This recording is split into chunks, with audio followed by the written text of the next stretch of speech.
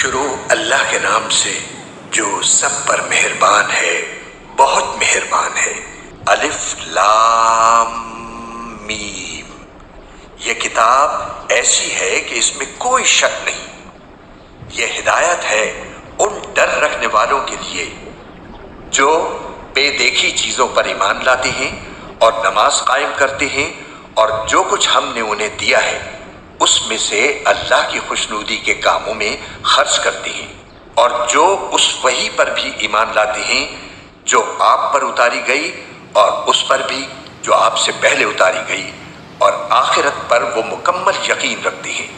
یہ ہیں وہ لوگ جو اپنے پروردگار کی طرف سے صحیح راستے پر ہیں، اور یہی وہ لوگ ہیں جو فلاح پانے والے ہیں۔ بے شک وہ لوگ جنہوں نے کفر اپنا لیا ہے ان کے حق میں دونوں باتیں برابر ہیں، چاہے آپ ان کو ڈرائیں یا نہ ڈرائیں، وہ ایمان نہیں لائیں گے۔ اللہ نے ان کے دلوں پر اور ان کے کانوں پر مہر لگا دی ہے، اور ان کی آنکھوں پر پردہ پڑا ہوا ہے، اور ان کے لیے زبردست عذاب ہے۔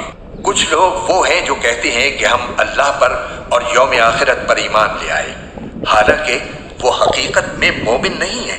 وہ اللہ کو اور ان لوگوں کو جو واقعی ایمان لا چکے ہیں دھوکہ دیتے ہیں، اور حقیقت تو یہ ہے کہ وہ اپنے سوا کسی اور کو دھوکہ نہیں دے رہے، لیکن انہیں اس بات کا احساس نہیں ہے۔ ان کے دلوں میں روگ ہے، چنانچہ اللہ نے ان کے روگ میں اور اضافہ کر دیا ہے، اور ان کے لیے دردناک سزا تیار ہے، کیونکہ وہ جھوٹ بولا کرتے تھے۔ اور جب ان سے کہا جاتا ہے کہ تم زمین میں فساد نہ مچاؤ تو وہ کہتے ہیں کہ ہم تو اصلاح کرنے والے ہیں۔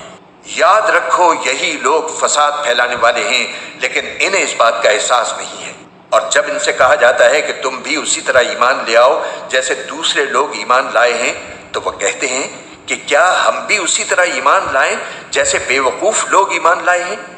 خوب اچھی طرح سن لو کہ یہی لوگ بے وقوف ہیں، لیکن وہ یہ بات نہیں جانتے۔ اور جب یہ ان لوگوں سے ملتے ہیں جو ایمان لا چکے ہیں تو کہتے ہیں کہ ہم ایمان لے آئے، اور جب یہ اپنے شیطانوں کے پاس تنہائی میں جاتے ہیں تو کہتے ہیں کہ ہم تمہارے ساتھ ہیں، ہم تو مذاق کر رہے تھے۔ اللہ ان سے مذاق کا معاملہ کرتا ہے اور انہیں ایسی ڈھیل دیتا ہے کہ وہ اپنی سرکشی میں بھٹکتے رہیں۔